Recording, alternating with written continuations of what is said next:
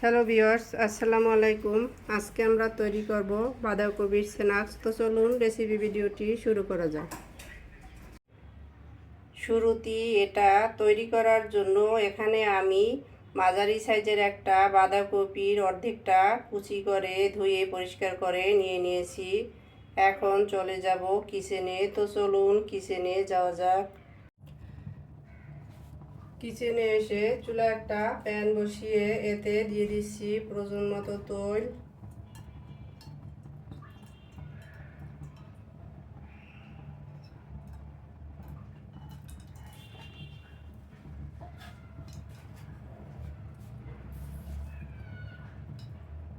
পেঁয়াজ কুচি,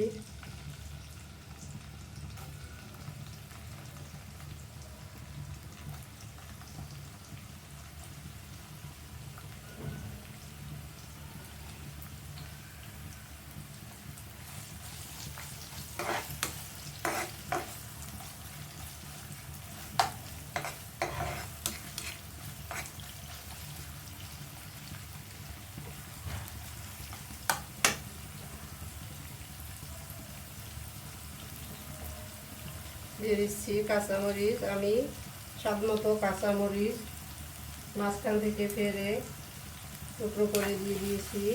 মরিচটা আপনারা আপনাদের স্বাদ মতো দিয়ে দিবেন। এখন অপেক্ষা করব এটা হালকা গোল্ডেন হওয়ার জন্য।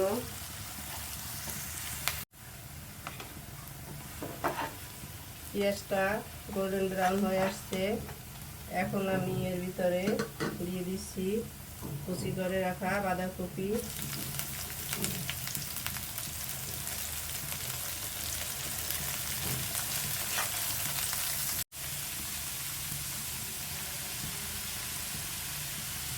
আমি এখানে বাঁধাকপির কিছুটা সবুজ পাতা কুচি করে দিয়ে দিয়েছি।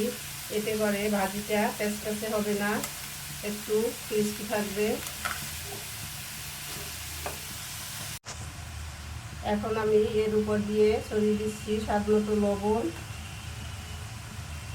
লবণটা বুঝে দিতে হবে, কেননা বাঁধাকপিটা অনেকটা কমে আসবে। দিয়ে দিচ্ছি কিছুটা হলুদের গুঁড়া। এখন আমি দিয়ে দিচ্ছি ঢাকনা আর অপেক্ষা করব এটা অনেকটা কমে আসার জন্য। আর এটা আমি নেড়েচেড়ে একটা ভাজির মতো তৈরি করে নিব। তো ফিরে আসছি এটা কিছুটা কমে আসার পরে। ফিরে এলাম কিছুক্ষণ পরে, ঢাকনাটা তুলে নিচ্ছি। দেখতেই পাচ্ছেন বাঁধাকপিটা অনেকটা কমে আসছে। এখন আমি এটাকে উল্টে পাল্টে নেড়ে দিচ্ছি।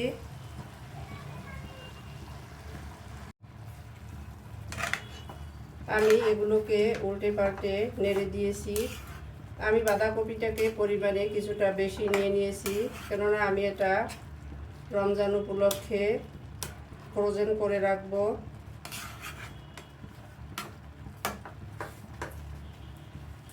আবারও ঢাকনা দিয়ে দিচ্ছি। আমি ঢাকনা তুলে এটাকে মাঝে মাঝে নেড়ে দিব।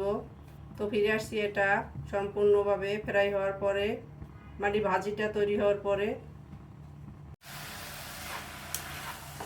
নেড়ে নেওয়ার এক পর্যায়ে দেখতে পাচ্ছেন আমাদের ভাজিটা তৈরি হয়ে গেছে। এটা কতটা ঝুরঝুর আছে দেখলেই বুঝতে পারছেন, একেবারে প্যাচপ্যাচে হয়ে যায়নি। এখন আমি চুলোটা বন্ধ করে দিচ্ছি আর এটাকে একটা বোলের ভিতর তুলে ঠান্ডা করে নিব। তো ফিরে আসছি এটা ঠান্ডা হয়ে যাওয়ার পরে। আমাদের বাঁধাকপি ভাজিটা ঠান্ডা হয়ে গেছে। এখন আমি নিয়ে নিচ্ছি এখানে কিছুটা আলু সেদ্ধ। এটাকে আমি এখন ম্যাশ করে নিব। সিদ্ধ আলুটাকে আমি ম্যাশ করে নিয়ে নিয়েছি। এখন এটাকে ভাজির সাথে দিয়ে দিচ্ছি। এর ভিতরে দিয়ে দিচ্ছি সামান্য ধনিয়ার গুঁড়া, জিরার গুঁড়া, চাট মশলা,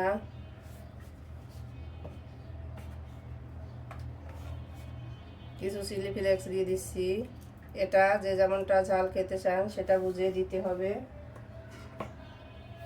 কর্নফ্লাওয়ার দিয়ে দিচ্ছি। আমি এখানে প্রায় 1 টেবিল চামচের মতো কর্নফ্লাওয়ার দিয়ে দিলাম। আপনাদের হাতের কাছে কর্নফ্লাওয়ার না থাকলে আপনারা চালের গুঁড়া দিয়ে দিতে পারেন। দিয়ে দিচ্ছি ম্যাগির ম্যাজিক মশলা। এটা হাতের কাছে থাকলে অবশ্যই দিবেন, এতে এর স্বাদটা কয়েক গুণ বেড়ে যাবে। দিয়ে দিচ্ছি ধনিয়া পাতা কুচি। এখন আমি হাতের সাহায্যে সবগুলো উপকরণ একত্রে মিশিয়ে নিব। সবগুলো উপকরণ একত্রে মাখিয়ে নেওয়া হয়ে গেছে। এখন আমি সামান্য তেল হাতে মেখে নিব।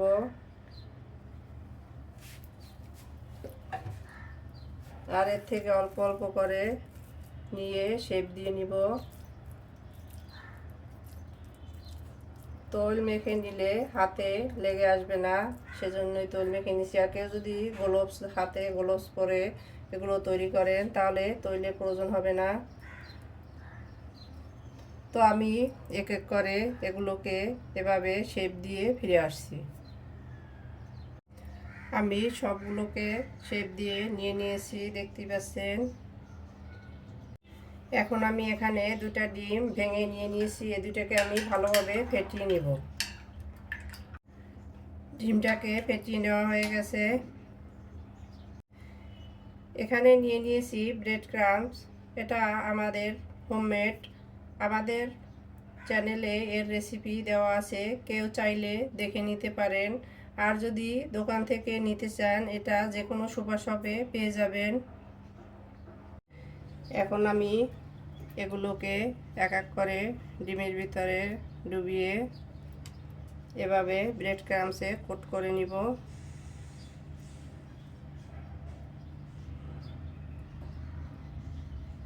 তো ফিরে আসছি এভাবে সবগুলো কোট করে নেয়ার পরে।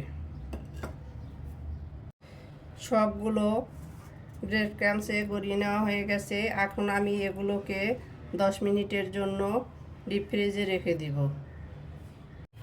ফিরে এলাম 10 মিনিট পরে। ডিপ ফ্রিজ থেকে এটাকে বের করে নিয়েছি, দেখতেই পাচ্ছেন এটা পুরোপুরি সেট হয়ে গেছে। এখন আমি এগুলোকে এভাবে একটা এয়ারটাইট কন্টেনারের ভিতরে এভাবে রেখে দিব ডিপ ফ্রিজে। এতে করে একটার সাথে একটা লেগে যাবে না। যখন প্রয়োজন পড়বে ইফতারের আগে আগে এগুলোকে বের করে আমি ফ্রাই করে নিব। বাকিগুলো এখন আমি ফ্রাই করে নিব। তো চলুন কিচেনে যাওয়া যাক। কিচেনে এসে চুলে একটা প্যান বসিয়ে এতে আমি পর্যাপ্ত পরিমাণে তেল দিয়ে দিয়েছি। তেলটা গরম হয়ে আসছে। এখন আমি এক এক করে নাস্তাগুলো দিয়ে দিচ্ছি।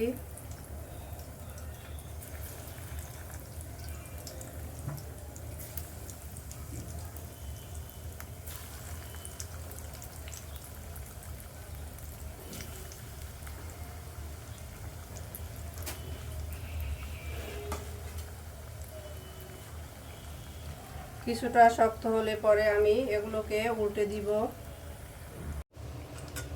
এখন আমি এক এক করে এগুলোকে উল্টে দিব। এগুলো কিছুটা শক্ত হয়ে আসছে।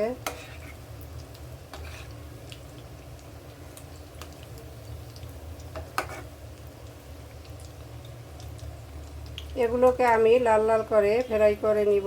তো অপেক্ষা করব এগুলো আরও কিছুটা লাল হওয়ার জন্য।